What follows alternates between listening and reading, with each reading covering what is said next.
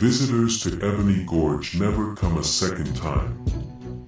Compared to other national parks, we're relatively small.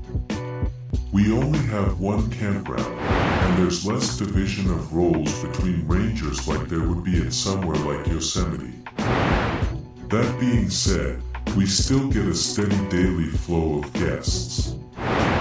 Families, climbers, college kids, couples, they stream past our entrance station with maps spread across the dashboard, bouncing with questions and eyes glued to the layers of sandstone strata in the canyon walls. When the exit lane fills up around dusk, they're considerably less energetic, but just as content, full of promises to return on their family trip next year. They never do. They don't post nature selfies on Instagram. They don't leave reviews or call about early reservations. Ebony Gorge doesn't exist online. There's no mention of it in the NPS directory, nor ratings for our hikes on all trails. And yet, as perplexing as it is why visitors stay away, that's not the question that tickles my mind as I undress at the end of a long day that gasps me to alertness seconds before I can fall asleep. To the outside world, Ebony Gorge doesn't exist. So how did they find us in the first place? If I thought our shared encounter with the Whitechapel would turn Lenore and I into besties, I would have been wrong. Luckily, I never did think that. Lenore was, well, Lenore, after all. We may have shared a few begrudging words of solidarity next to a fire, words fueled by the adrenaline of a near-death experience, but the next day she was her brooding, scowling self again. We hiked the 2 days to civilization in uncomfortable silence, and once we were back, she treated me just like before, ignoring me and forgetting I existed. At least to my face.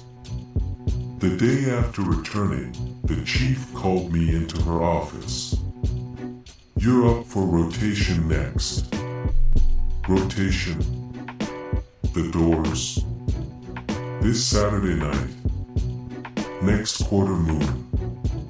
Goodness, if you can't remember simple things, buy yourself a pocketbook from the visitor center. Not at our prices, I won't. She stared at me. I mean, right. Yes. I'll be there. She was stony throughout the whole interaction, but I understood the exchange for what it was. An olive branch. If Winona was putting me back in rotation for the Doors, that meant she was no longer planning to fire me, not soon anyways. I more than suspected Lenore had something to do with that. Things settled. I did my shifts at the permitting desk and helped clean up overgrown trails. I trained visitors on what to do during mountain lion sightings, and when my shift came to lock the doors, I completed my rounds without incident. Yes, the correct night this time. Even Winona and the veteran rangers stopped disappearing so often. Whatever harm I'd caused my first rotation seemed to be settling. I started noticing the other quirks of Ebony.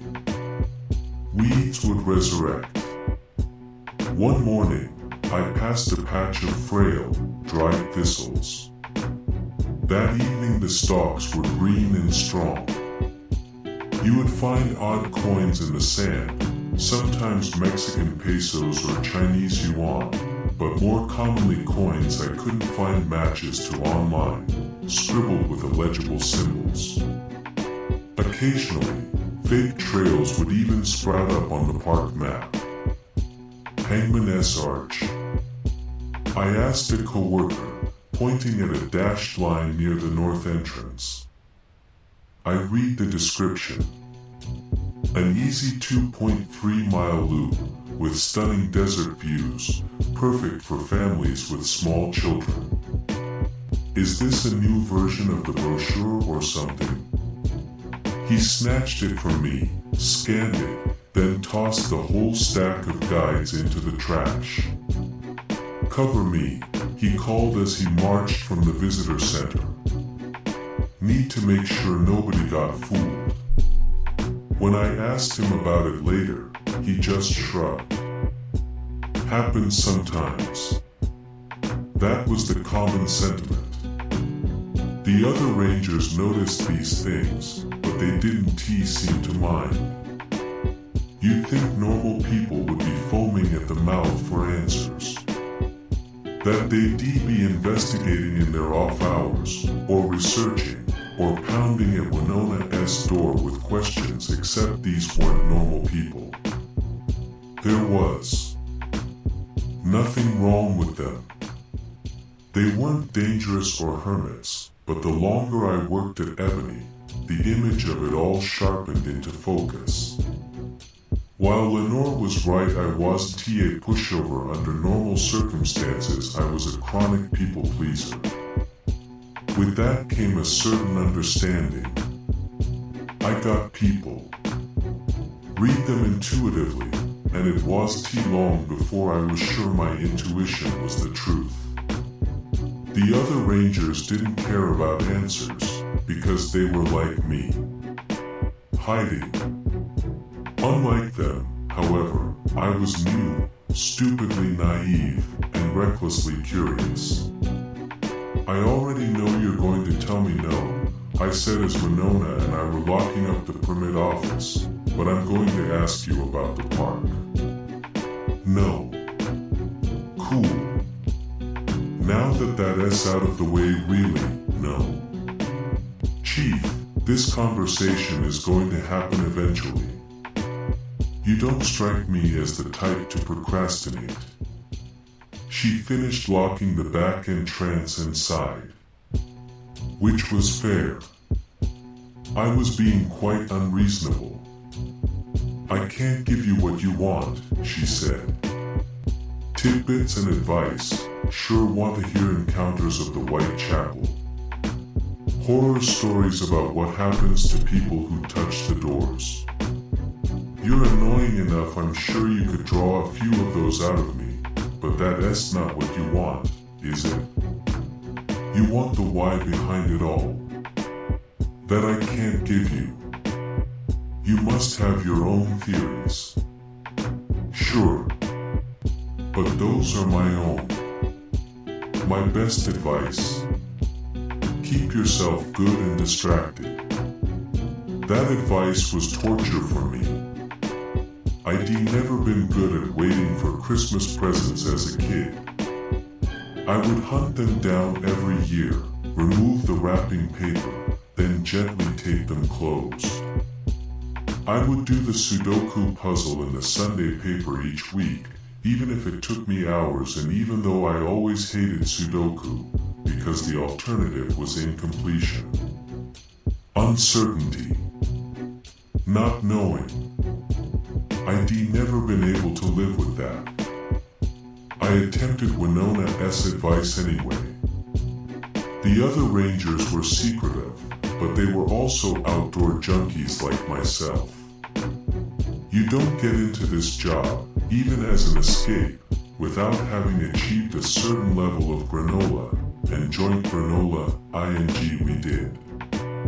They showed me the best bouldering routes, climbing ravines, and fishing holes.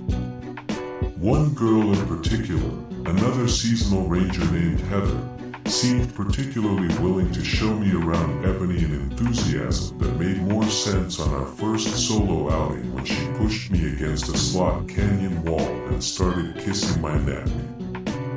While I am good at reading people, romantic attraction is the exception. Not that there was necessarily anything romantic between Heather and I. From my understanding, this is pretty common in the NPS. You take a handful of single 20 to 30s, seclude them at the end of the world, then bump them right next to each other. One guess what happens next. It wasn't serious. We would make out occasionally, go climbing sometimes, grab food from the local burger place. Heather and I weren't dating, and neither of us wanted to be. That was obvious from the beginning. I should be transparent. She told me the first time we hung out in my housing unit. We were on the couch. My hand was tangled in her hair. I'm not looking for anything official. Me neither. I've been in enough serious relationships to know I never want another. I smiled sadly. Golden sunlight fell on us through the window. I was engaged once. That's not something I plan to do again. Good. We kept kissing. I did what Winona advised.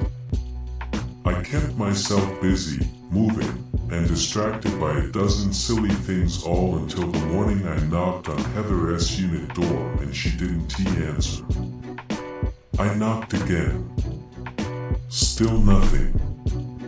She's gone, somebody called from behind. Lenore, I realized. This was one of the few times we talked since our backpacking trip. A repelling bag was slung over her shoulder. Gone where? Quit last night. Said she's leaving for good. She shrugged and kept walking. Odd.